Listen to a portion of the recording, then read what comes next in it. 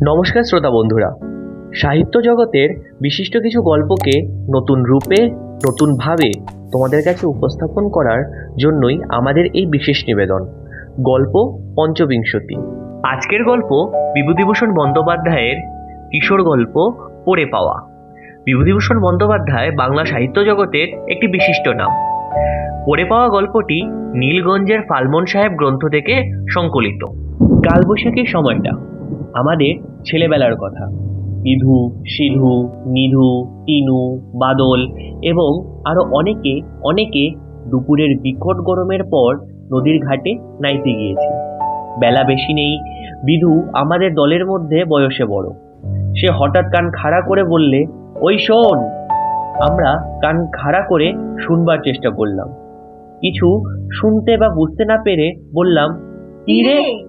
বিধু আমাদের কথার উত্তর দিলে না, তখনও কান খাড়া করে রয়েছে।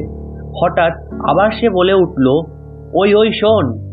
আমরাও এবার শুনতে পেয়েছি দূর পশ্চিম আকাশে ক্ষীণ গুড়গুড় মেঘের আওয়াজ। নিধু তার ছেলের সঙ্গে বললে, ও কিছু না। বিধু ধমক দিয়ে বলে উঠলে, কিছু না মানে? তুই সব বুঝিস কি না? বৈশাখ মাসে পশ্চিম দিকে ওরকম মেঘ ডাকার মানে তুই কিছু জানিস? ঝড় উঠবে, এখন বলে নামবো না, কাল বৈশাখী। আমরা সকলে ততক্ষণে বুঝতে পেরেছি ও কি বলছে। কাল বৈশাখীর ঝড় মানেই আম কুড়ানো। বাড়ুজ্যেদের মাঠের বাগানে চাপাতলির আম এ অঞ্চলে বিখ্যাত। মিষ্টি কি, এই সময়ই পাকে। ঝড় উঠলে তার তলায় ভিড়ও তেমনি। যে আগে গিয়ে পৌঁছতে পারে তাহলেই জয়। সবাই বললাম, তবে থাক। তবে না। কিন্তু তখনও রোদ গাছপালার মাথায় দিব্যি রয়েছে। আমাদের অনেকের মনের সন্দেহ এখনো দূর হয়নি। ঝড় বৃষ্টির লক্ষণ তো কিছু দেখা যাচ্ছে না, তবে বহু দূরাগত ক্ষীণ মেঘের আওয়াজ শোনা যাচ্ছে। ওর ওই ক্ষীণ সূত্র ধরে বোকার মতো চাপাতলির তলায় যাওয়া কি ঠিক হবে? বিধু আমাদের সকল সংশয় দূর করে দিলে, যেমন সে চিরকাল আমাদের সকল সংশয় দূর করে এসেছে। সে জানিয়ে দিলে যে সে নিজে এক্ষুনি চাপাতলির আমতলায় যাচ্ছে। যার ইচ্ছে হবে সে ওর সঙ্গে যেতে পারে। এরপর আমাদের আর সন্দেহ রইল না। আমরা সবাই ওর সঙ্গে চললাম। অল্পক্ষণ পরেই প্রমাণ হলো ও আমাদের যে কত বিজ্ঞ। ভীষণ ঝড় উঠল। কালো মেঘের রাশি উড়ে আসতে লাগলো পশ্চিম থেকে। বড় বড় গাছের মাথা ঝড়ের বেগে লুটিয়ে লুটিয়ে পড়তে লাগলো। ধুলোতে চারিদিক অন্ধকার হয়ে গেল। একটু পরেই ঠান্ডা হাওয়া বইল। ফোঁটা ফোঁটা বৃষ্টি পড়তে পড়তে চড়চড় করে ভীষণ বাদলের বর্ষা নামলো। বড় বড় আম বাগানের কলাগুলি ততক্ষণে ছেলে মেয়েতে পূর্ণ হয়ে গিয়েছে। আম ঝরছে শিলাবৃষ্টির মতো। প্রত্যেক ছেলের হাতে এক এক বোঝা আম। আমরাও যথেষ্ট আম কুড়োলাম। আমের ভারে নুয়ে পড়লাম এক একজন। ভিজতে ভিজতে কেউ অন্য তলায় চলে গেল, কেউ বাড়ি চলে গেল আমের বোঝা নামিয়ে রেখে আসতে। আমি আর বাদল সন্ধ্যের অন্ধকারে নদীর ধারের পথ দিয়ে বাড়ি ফিরছি। পথে কেউ কোথাও নেই। ছোট বড় ডালপালা পড়ে পথ ঢেকে গিয়েছে। পাকা নোনা শুদ্ধ নোনা গাছের ডাল কোথা থেকে উড়ে এসে পড়েছে। কাঁটাওয়ালা সাই বাবলার ডালে পথ ভর্তি। কাঁটা ফুটবার ভয়ে আমরা ডিঙিয়ে পথ চলছি আধ অন্ধকারের মধ্যে। এমন সময় বাদল কি একটা পায়ে বেঁধে হুঁচট খেয়ে পড়ে গেল। আমায় বললে, জিনিসটা কি? আমি হাতে তুলে দেখলাম একটি টিনের বাক্স, চাবি বন্ধ। এর মধ্যে টিনের বাক্সকে পাড়ারে অঞ্চলে বলে ডবল টিনের ক্যাশ বাক্স। টাকা কড়ি রাখে পাড়াগায়ে, এ আমরা জানি। বাদল হঠাৎ বড় উত্তেজিত হয়ে পড়ল। বললে, দেখে জিনিসটা? দেখ তো জিনিস। ডবল টিনের বাক্স, টাকা কড়ি থাকে তাও জানি। এখন কি করবি? সোনার গহনাও থাকতে পারে। ভারী দেখছিস কেমন? তা তো থাকেই, টাকা গহনা আছেই এতে। টিনের ক্যাশ বাক্স হাতে আমরা দুজনে সেই অন্ধকারে তেঁতুল তলায় বসে পড়লাম। দুজনে এখন কি করা যায় তাই ঠিক করতে হবে এখানে বসে। আম যে প্রিয় বস্তু, এত কষ্ট করে জল জল অগ্রাহ্য করে যা কুড়িয়ে এনেছি, তাও একপাশে অনাদৃত অবস্থায় পড়ে রইল। বলেতে বা দড়ির বোনা গেজেতে। বাদল বললে, কেউ জানে না যে আমরা পেয়েছি। তা তো বটেই, কে জানবে আর। এখন কি করা যায় বল। বাক্স তো তালা বন্ধ। এখনই ইট দিয়ে ভাঙি যদি বলিস তো। ও না জানি কত কি আছে রে এর মধ্যে। তুই আর আমি দুজনে নেব, আর কেউ না। খুব সন্দেশ খাবো। ঝড়ের ঝাপটা আবার এলো। আমরা তেঁতুল গাছের গুড়িটার আড়ালে গিয়ে আশ্রয় নিলাম। তেঁতুল গাছে ভূত আছে সবাই জানে, কিন্তু ভূতের ভয় আমাদের মন থেকে চলে গিয়েছে। অন্যদিনে আমাদের দুজনের সাধ্য ছিল না এই সময় এই গাছতলায় বসে থাকি। বাদল বলল, শীতে খেতে মরছি। কি করা যাবে বল। বাড়ি কিন্তু নিয়ে যাওয়া হবে না, তাহলে সবাইকে ভাগ দিতে হবে। সবাই জেনে যাবে। কি করবি? আমার মাথায় কিছু আসছে না রে। ভাঙি তারা, ইট নিয়ে আসি, তুই থাক এখানে। না, তালা ভাঙিস নে। ভাঙলেই তো গেল। অন্যায় কাজ হয় তালা ভাঙলে। ভেবে দেখ, কোনো গরিব লোকের হয়তো আজ তার কি কষ্ট হচ্ছে, রাতে ঘুম হচ্ছে না। তাকে ফিরিয়ে দেবো বাক্সটা।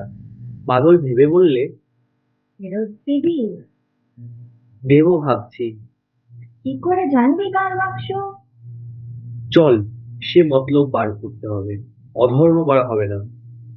এক মুহূর্তে দুজনের মনেই বদলে গেল। দুজনেই হঠাৎ ধার্মিক হয়ে উঠলাম। বাক্স ফেরত দেওয়ার কথা মনে আসতেই আমাদের অদ্ভুত পরিবর্তন হলো। বাক্স নিয়ে জল ঝরে ভিজে সন্ধ্যার পর অন্ধকারে বাড়ি চলে এলাম। বাদলদের বাড়ির বিচুলি গাদায় লুকিয়ে রাখা হলো বাক্সটা। তারপর আমাদের দলের এক গুপ্ত মিটিং বসলো বাদলদের ভাঙা নাট মন্দিরের কোণে। বর্ষার দিন, আকাশ মেঘে মেঘাচ্ছন্ন, ঠান্ডা হাওয়া বইছে। জ্যৈষ্ঠ মাসের প্রথম। সেই কালবৈশাখীর ঝড় বৃষ্টির পরই বাদলা নেমে গিয়েছে। একটা চাপা গাছের ফোঁটা চাপা ফুল থেকে বর্ষার হাওয়ার সঙ্গে মিষ্টি গন্ধ ভেসে আসছে। ব্যান্ড ডাকছে, বড়বড়ি বৈষ্ণবের দোলা। আমাদের দলের সর্দার বিভুর নির্দেশ মতো এই মিটিং বসেছিল। বাক্স ফেরত দিতেই হবে, এই আমাদের প্রথম ও শেষ প্রস্তাব। মিটিং এ সে প্রস্তাব পেশ করার আগেই মনে মনে আমরা সবাই সেটি মেনেই নিয়েছিলাম। বিধুকে বলা হলো, বাক্স ফেরত দেওয়া সম্বন্ধে আমরা সকলেই একমত। অতএব এখন উপায় ঠাউরাতে হবে, বাক্সের মালিককে খুঁজে বের করা। কারো মাথায় কিছু আসে না। এ নিয়ে অনেক কল্পনা জল্পনা হলো। যে কেউ এসে বলতে পারে বাক্স আমার। কি করে আমরা প্রকৃত মালিককে খুঁজে বার করবো? কত বড় কথা, কোনো মীমাংসাই হয় না। অবশেষে বিধু ভেবে বললে, মতলব বার করেছি। ঘুড়ির মাপের কাগজ কেটে নিয়ে আয় দেখি। বলেছি, বিধুর হুকুম অমান্য করার সাধ্য আমাদের নেই। দু তিনখানা কাগজ ওই মাপে কেটে ওর সামনে হাজির করা হলো। বিধু বললে, লেখ, বাদল লিখুক, ওর হাতে লেখা ভালো। বাদল বলল, কি লিখবো বলো? লেখ, বড় বড় করে, বড় হাতের লেখার মতো, বুঝলি? আমি বলে দিচ্ছি। বলো। আহ আমরা একটা বাক্স কুড়িয়ে পেয়েছি। যার বাক্স তিনি রায়বাড়িতে খোঁজ করুন। ইতি বিধু, সিধু, নিধু, তিনু। আমি আর বাদল আপত্তি করে বললাম, বারে, আমরা কুড়িয়ে পেলাম আর আমাদের নাম থাকবে না বুঝি? আমাদের ভালো নাম লেখো। বিধু বললে, লিখে দাও, ভালো তো। ভালো নাম সবারই লেখো। তিনখানা কাগজ লিখে নদীর ধারের রাস্তায় ভিন্ন ভিন্ন গাছে বেলের আঠা দিয়ে মেরে দেওয়া হলো। দু তিন দিন কেটে গেল, কেউ এলো না।